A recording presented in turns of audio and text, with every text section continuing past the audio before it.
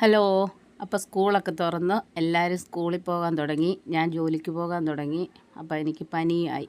2 മാസം വീട്ടിൽ ഇരുന്നപ്പോൾ പനിയില്ലായിരുന്നു, ജലദോഷം ഇല്ലായിരുന്നു, ഒന്നുമില്ലായിരുന്നു. ഇപ്പോൾ ദേ പനിയും തുടങ്ങി. അപ്പോൾ ഞാൻ ഇന്ന് രാവിലെ ഒരു സാമ്പാർ വെക്കാമെന്ന് ഓർത്തേ. അന്നേരം ഓർത്തേ എന്നാൽ പിന്നെ നമുക്കതങ്ങ് വീഡിയോ ആക്കിയാലോ എന്ന്. ദേ ഞാൻ കഷ്ണമൊക്കെ അരിഞ്ഞ് വെച്ചു, കുറച്ച് പരിപ്പ് കഴുകിയിട്ടു, കഷ്ണത്തിനുള്ള ഉപ്പിട്ടു, പിന്നെ നമുക്ക് ആവശ്യത്തിനുള്ള മഞ്ഞൾപ്പൊടി ഇടാം. മഞ്ഞൾപ്പൊടിയും കൂടി ഇട്ടിട്ട് വെള്ളം ഒഴിച്ച് നമുക്ക് കുക്കർ അടച്ച് വെച്ച് കഷ്ണം വേവിക്കാം. സത്യം പറഞ്ഞാൽ 2 മാസം ഒരു ആരവമായിരുന്നു വീട്ടിൽ, ആളും അനക്കമൊക്കെ. ഇനിയിപ്പം എല്ലാവരും അവരവരുടെ പാട് നോക്കി പോവുക.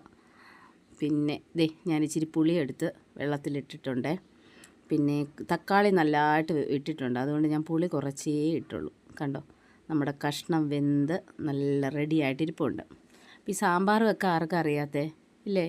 എല്ലാ വീട്ടുകാരും എളുപ്പം വെക്കുന്നൊരു കറിയല്ലേ സാമ്പാർ, അവിയലൊക്കെ. പക്ഷേ ഞാൻ കാണിക്കുമോ എൻ്റെ വീഡിയോയിൽ കേട്ടോ.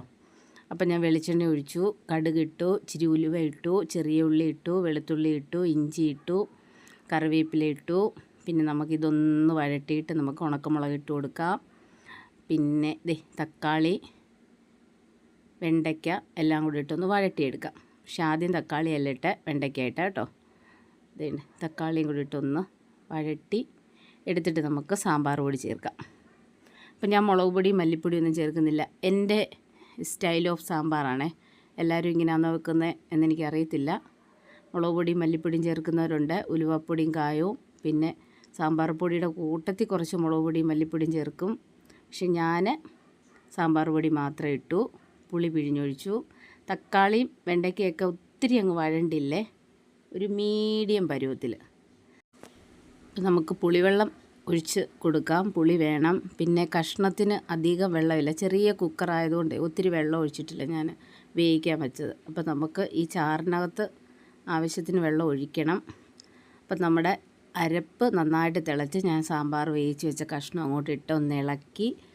നമ്മൾ വെള്ളം വേണമെങ്കിൽ കുറച്ചുകൂടി ഒഴിച്ച് കൊടുക്കും. ഞാൻ ചൂടുവെള്ളം ഒന്നുമല്ല ഒഴിക്കുന്നത്, പച്ചവെള്ളം തന്നെ കേട്ടോ. വെള്ളം വേണമെങ്കിൽ നോക്കട്ടെ. എന്നിട്ട് ഇച്ചിരി ഉപ്പ് കുറവുണ്ടായിരുന്നു, ഉപ്പിട്ട് കൊടുത്തു. ഇനി ഒരു സീക്രട്ട് ഇൻഗ്രീഡിയൻസ് ഉണ്ട് എൻ്റെ വക കേട്ടോ. ദേ ഉലുവ, ജീരകം, കായം, ഇത്രയും കൂടെ ഞാൻ വെളിച്ചെണ്ണയിൽ വറുത്ത് പൊടിച്ച് വെച്ച സാധനമാണ്. അത് ഞാൻ ഈ സാമ്പാറിനകത്തോട്ട് ഇട്ടിട്ട് അടച്ചങ്ങ് വെക്കും. ഇപ്പം വീഡിയോ എടുക്കുന്നതുകൊണ്ടാണ് ഞാൻ ഇങ്ങനെ കാണിച്ച്. നമ്മൾ കഴിക്കാൻ നേരത്തെ തുറക്കത്തുള്ളൂ. അപ്പം നല്ലൊരു മണമാണ്. അപ്പം നമ്മുടെ ഇന്നത്തെ വീഡിയോ ഇതാ. എല്ലാവരും എൻ്റെ ചാനൽ ലൈക്ക് ചെയ്യണം, സബ്സ്ക്രൈബ് ചെയ്യണം. ഓക്കെ.